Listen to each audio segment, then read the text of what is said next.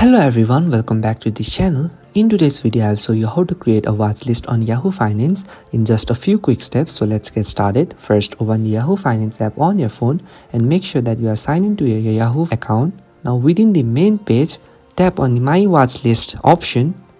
It will redirect you to My Watch List page. Then tap on the plus icon situated at the top right corner. This is how you can create your watch list by adding the tickers. You can just search for a stock, crypto or ETF at the search bar. Then tap on it to add to your watch list. Once you add your first ticker, your watch list is automatically created and saved. As you can see, I have successfully added to my watch list. And that's it. You have successfully created a watch list on Yahoo Finance. So now you can easily track prices and market movements in one place. So if this video helped you, please do not forget to like and subscribe to the channel. Thank you for watching and I will see you in the next video with more easy tutorials.